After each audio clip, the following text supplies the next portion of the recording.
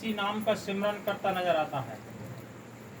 उस सिमरन को करते करते इसकी आयु समाप्त हो जाती है, परंतु उस सिमरन का कोई असर इस पर नहीं पड़ता। देखो, संतों के फैसले हैं।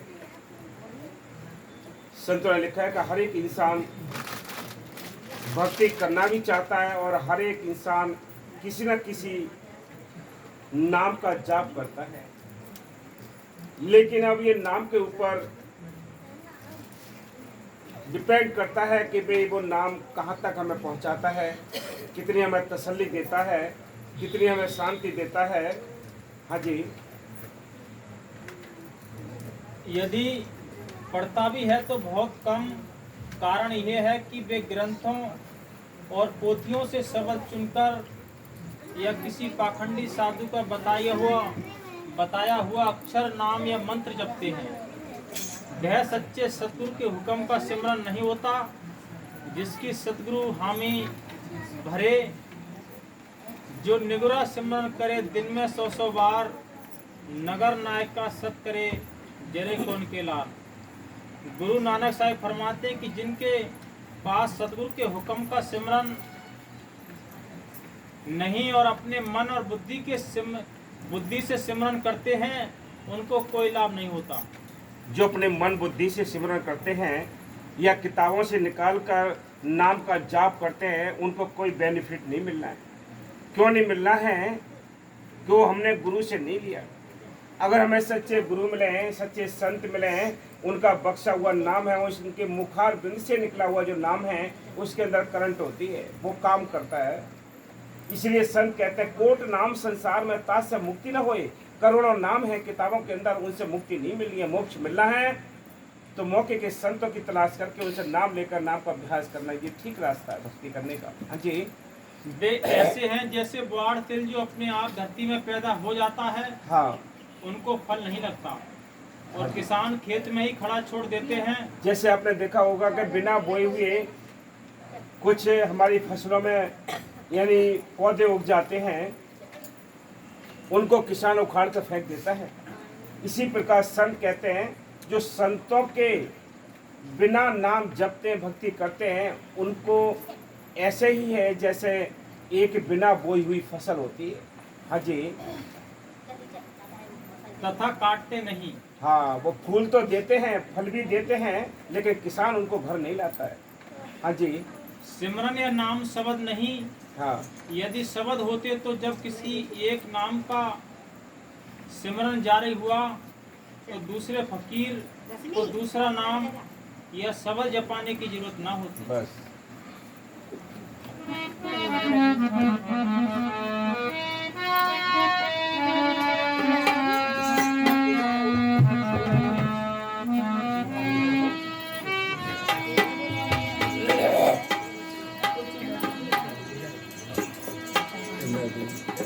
अरे दिन दिन भारी होए गठड़िया, तेरी दिन दिन भारी होए, तेरी बिना बिना भारी होए गठड़िया, दिन दिन भारी होए, तेरी दिन दिन भारी होए गठड़िया, दिन दिन भारी होए।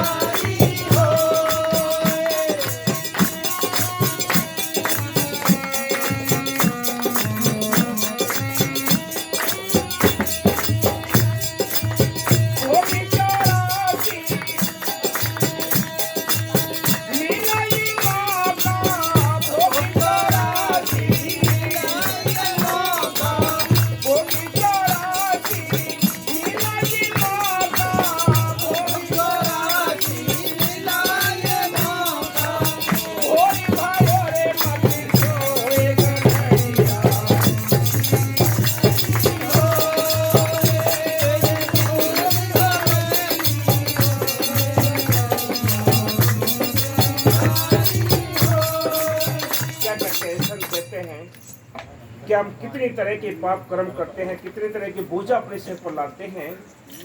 ये निरंतर हमारी गठरी बढ़ती जा रही है, ये बोझ निरंतर बढ़ रहा है।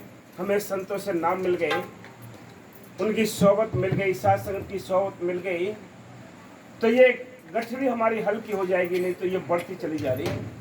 संत कहते हैं ये दिन दिन भारी होए गठड़िया, ये तेरी कर्मों की गठड़ी दिन दिन भारी होती जा रही है। आप ये सोचिए कि हम इतने कर्म कर लेते हैं इस संसार में रहकर, इस मनुष्य जीवन को पाकर हम इतने कर्म कर लेते हैं कि सारी जूनियों में इनको भोग आते हैं, लेकिन ये यानी कर्म खत्म नहीं होते और प्रारब्ध बनकर फिर भी हमारे साथ आ जाते हैं। इसलिए संत कहते हैं, वो क्या कहते हैं कि ये भोग 84 लाख दुनिया भोगी, तब का ये मनुष्य जीवन में एक मौका मिला। जैसे हमने जो 84 लाख दुनिया भोगी है वो अंधेरे में भोगी है। मनुष्य जीवन जो मिला है एक ऐसे समझो कि भोर हुआ है, सवेरा हुआ है। अगर सवेरे होते हुए भी हम नहीं जागे और नहीं सेवा सिमरन किया तो फिर अंधेरी रात में क्या कर पाओगे। इस भोर जो हुआ है, सवेरा हुआ है, भाई इसने भी खत्म होना है, ये तो पता है सबको। जब दिन निकला है तो शाम को शाम होगी, रात को रात होनी है, सुबह फिर भोर होना है। अगर ये हमने गफलत में ये दिन निकाल दिया फिर अंधेरी रात तैयार है। यानी ये 84 लाख दुनिया भोगने के बाद हमें मनुष्य जीवन मिला और मनुष्य जीवन में भी हमने लापरवाही की, संतों की सोबत ना की, उनसे नाम लेकर नाम का अभ्यास ना किया, या नाम लेकर हमने लापरवाही की, या सिमरन ना किया, सेवा ना की, कदर ना की, तो फिर आगे वही दुनिया तैयार है जिन दुनियों को हम भोग कर आए। संत जो कहते हैं वो एक बार में जाए बाबा की सारी संगत को साथ लेकर बैठते हैं, भाई सिमरन करो, ये कर्म हल्के हो जाएं, कोई साथ निकल जाए, साथ चले जाए, ये देश छोड़ जाए, कितनी कोशिश करते हैं। संत हमें जगाते हैं, संत हमें घर घर ये डंका बजाते हैं, नाम कभी नाम जपो, जाग रहे मुसाफिर प्यारे सोवे मतना। ये वैसे नहीं कहा है कि जाग रहे प्यारे सोवे मतना, ये हीरा सा जन्म प्यारे खोवे मतना। ये हीरा सा जन्म चंद दिनों के लिए मिला है, चंद घड़ियों के लिए मिला है, चंद श्वासों के लिए मिला है, इसका भी एंड होना जरूरी है। ये भी एक दिन हमसे छूट जाएगा, हम इसको छोड़कर चले जाएंगे, लेकिन साथ क्या जाएगा, हमारा कुछ भी साथ नहीं जाना। जो भी हमने कार्य किए हैं, कोठरी बंगले बनाए, उनको हम दूसरों को बांट के दे देंगे, बैंक बैलेंस किए वो भी बांट के चले जाएंगे। सारी धन दौलत दिखाई देने वाली सारी बट जाएगी, छिन जाएगी, चोरी हो जाएगी। लेकिन अगर तुमने परमार्थ की दौलत इकट्ठी की है, इसको ना कोई चुराएगा, ना कोई बांटेगा, ना इस पर कोई मुकदमा लगेगा। बाहर की दौलत पर मुकदमा बहुत लग जाएंगे, लेकिन इस राम नाम की दौलत पर कोई मुकदमा नहीं लगेगा। ये आपकी अपनी दौलत अपने साथ जानिए, बाप कमाता है बाप के साथ जानिए, बेटा कमाता है बेटे के साथ जानिए। ये दौलत का कोई हिस्सेदार नहीं पैदा हुआ है, ये राम नाम की दौलत आपको साथ जाती है, आपका पूरा खाता खुल जाता है। इसमें भी तो कुछ जमा करो। रात और दिन बाहर के खाते जमा करने में हम यानी रात और दिन बेचे रहते हैं कि अब इतने हो जाएं, अब इतने बढ़ जाएं, अब इतने बढ़ जाएं, लेकिन ये राम नाम की दौलत के बारे में नहीं सोचते कि हम इतनी श्वास से बढ़ा लें। इसकी चिंता किसी बिरले को होती है, इसकी चिंता बिरले को होती है। संत कहते हैं, संत ये नहीं कहते तुम्हें घर बार छोड़ना है, संत ये नहीं कहते तुम्हें अपनी बिजनेस छोड़नी है, सर्विस छोड़नी है या खेती बाड़ी छोड़नी है, वो छुड़ाते नहीं ये चीज़ें। वो क्या कहते हैं, तुम्हें वो रहना सिखाते हैं कि कमाई करो, इसमें से परमार्थ भी करो, इसमें से स्वार्थ भी करो। जो परमार्थ किया है वो आपके अपने खाते में जमा हो जाएगा, स्वार्थ तुम्हारा बढ़ जाएगा। वो इसलिए हमें समझाते, इसलिए समझाने के लिए संसार में आते हैं, क्योंकि हमारी मत मार रखी है, हमें भुला दिया है वो घर जिस घर से हम वादा करके आए हैं, वो हम भूले पड़े हैं, किसी को होश नहीं है। संत कहते हैं तुम्हारा ये घर नहीं है, ये कहता है ये मेरा ही घर है, मेरे ही सब बच्चे दिखाई देते हैं, मेरे ही कोठी बंगले हैं। जब यहाँ से जाएगा ना बच्चे काम आएंगे ना कोठी बंगले काम आएंगे, फिर कौन साथ जाएगा। जिस काया को साथ लिए घूमते, इस काया ने भी साथ छोड़ देना है, ये काया ने भी हमारे लिए धोखा दे देना है। कुछ समय के बाद आंखें उछल हो जाएंगी, कान बहरे हो जाएंगे, डांट दांत निकल जाएंगे। कौन सी वस्तु ने काम देना है। कौन सी वस्तु ने काम देना है तुम्हारे संसार की? आखिरी टाइम जब आएगा तो होश आएगा तो क्या कहा, भाई दुनिया तो झूठी निकली, यहाँ कोई अपना नहीं है। इसलिए संत कहते हैं कुछ अपना भी काम करो। अगर अपना काम किया होता तो ये राम नाम की दौलत हमारे अपने खाते में होती। इसलिए संत कहते हैं भोरे भयो मत सोए गठरिया।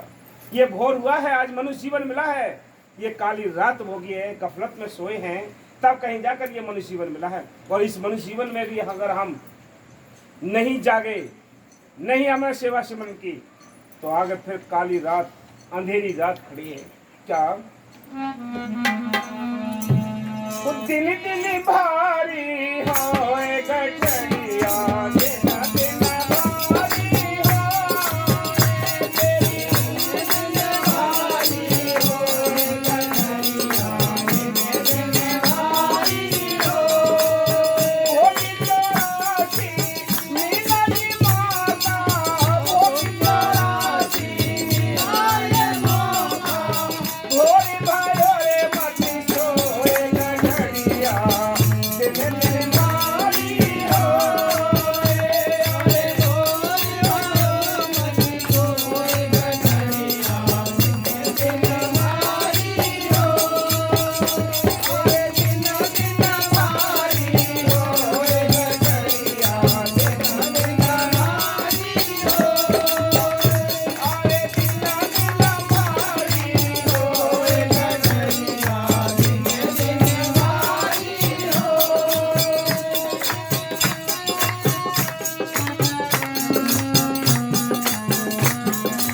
दिन दिन भारी प्रारब्ध संचित होती पुराने, प्रारब्ध संचित होती पुराने, प्रारब्ध संचित होती पुराने, प्रारब्ध संचित होती पुराने। अरे क्रिया मानी मति होए गठरिया, दिन दिन भारी होए।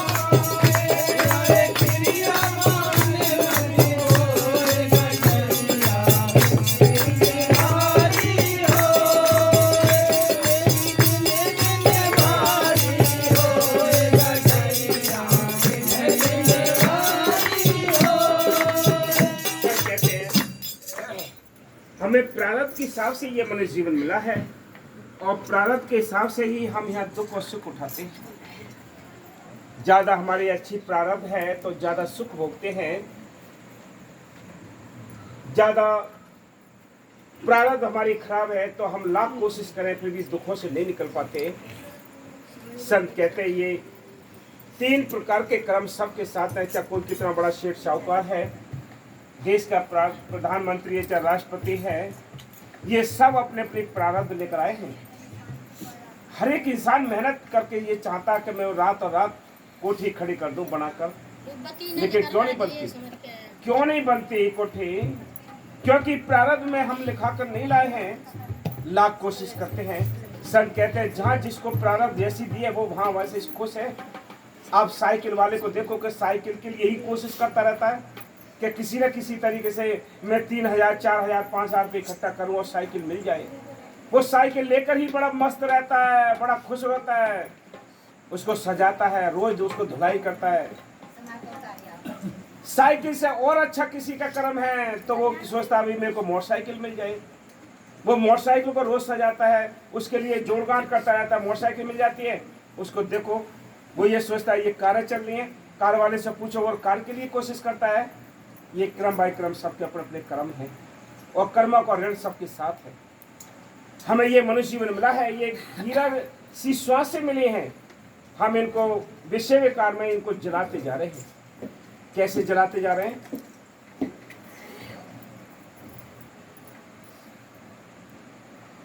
दो दोस्त थे, किसी शहर के अंदर महाराज जी का प्रोग्राम था, कुछ टाइम के लिए था, यानी 1 महीने या 15 दिन का प्रोग्राम था। दोनों दोस्तों ने विचार बनाया कि भाई हम महाराज जी का सत्संग सुनने के लिए जरूर जाएंगे। ये फैसला हो गया। कि भाई सुबह चलना है।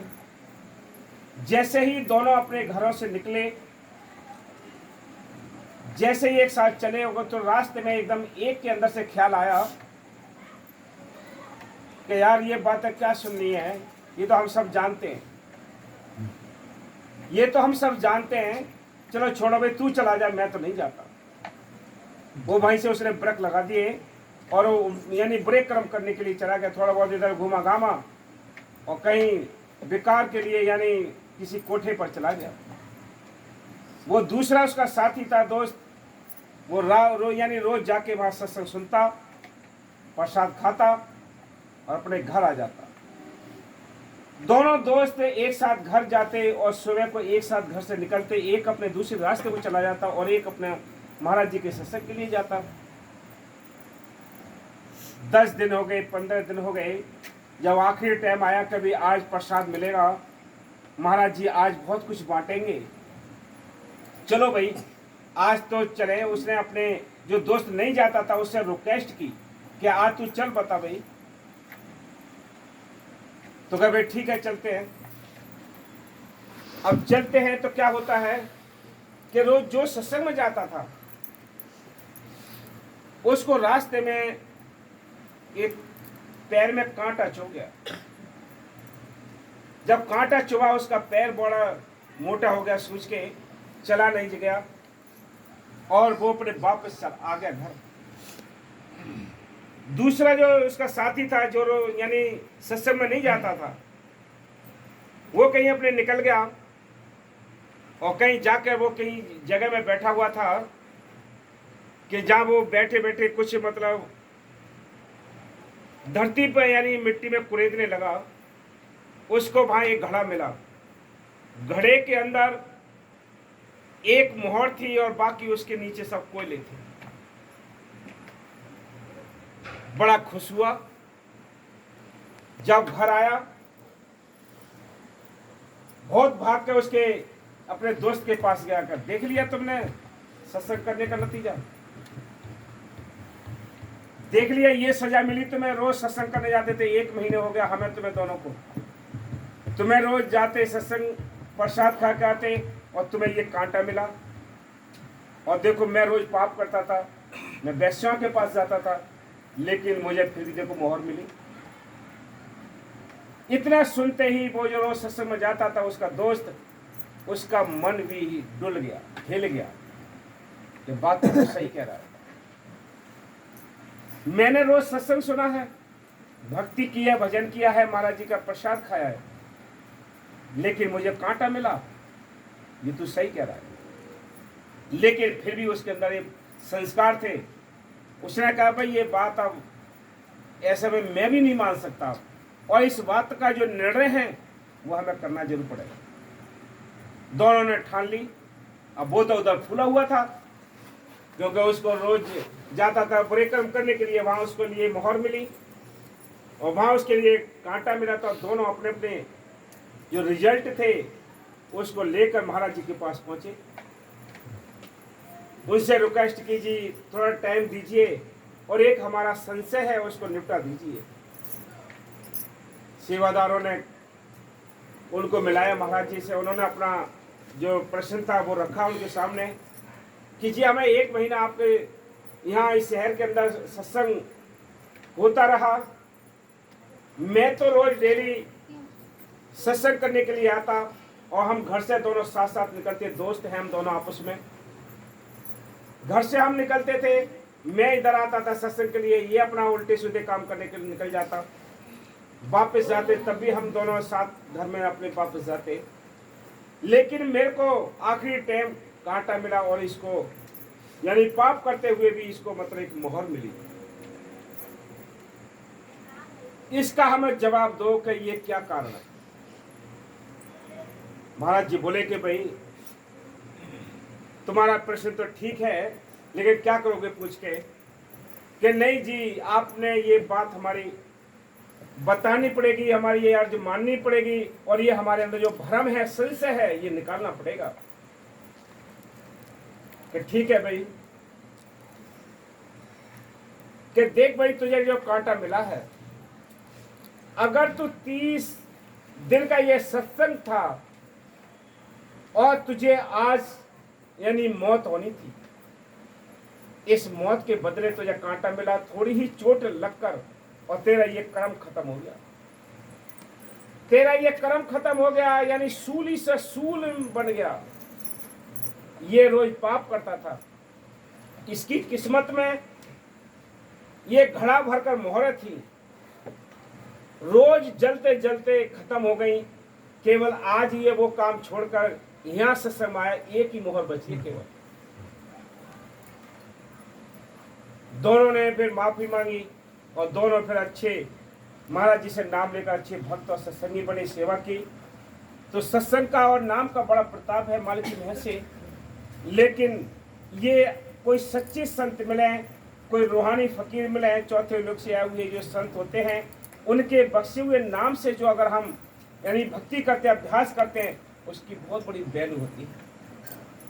तो इसलिए संत कहते हैं कि भाई हम दुखों से बहुत हार जाते हैं। कृष्ण भगवान ने अपने वचन में लिखा है कि मैं अपने प्यारे भक्तों को 3 दाते देता हूं। जो मेरे प्रिय होते हैं, जो मेरे नजदीक होते हैं, मैं उनके लिए 3 दाता देता हूं। 3 दाता कौन सी? एक गरीबी, एक निरादरी और एक बीमारी। बताओ कौन लेगा इनको? कोई है लेने वाला? अरे दुनिया सुखों के लिए तो संतों के दरबार में जाती है। दुनिया यानी आनंद के लिए, सुखों के लिए, शांति के लिए दरबार में जाती है, लेकिन ये अशांति की चीजें कौन लेने जाएगा?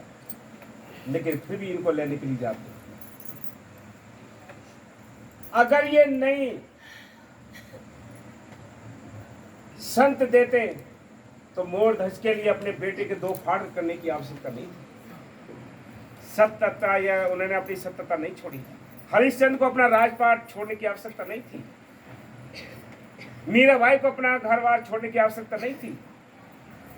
इन्होंने ली है वो दाते, इन्होंने गरीबी भी ली है। भंडार भरे हुए थे मीरा के, उसने सारा ठोकर लगा दी। राजा होते हुए भी देखो गरीबी धारण कर ली, दुनिया के ताने मेड़े भी सहन करना शुरू कर दिया। ये दाता बहादुर लेते हैं। जो कच्चे होते हैं वो थोड़े ही दुख में परेशान होकर घर वापस आ जाते हैं। अरे हम तो गए तो इसलिए कि हमें सुख मिले, लेकिन हमें तो और ज्यादा दुख मिल रहे, क्योंकि हम इतना भजन नहीं कर पाते। दुखों के जरिए, निंदा के जरिए, ताने मेड़े के जरिए हमारे किए हुए जो गठरिया भारी वो हल्की हो जाती है। इतनी संत दया करते हैं, हमें आपको पता नहीं है। हम तो मस्त हैं, हमें पता नहीं है। संतों को एक एक पल का पता है कि कितने हमारे जीव पर कर्म है, वो कर्म इसी हिसाब से काट लेते हैं। हाँ जी। अरे दिन दिन भारी होए गठरिया, दिन दिन भारी होए, दिन दिन भारी होए गठरिया, दिन भारी होए, दिन दिन भारी होए गठरिया, दिन दिन भारी होए।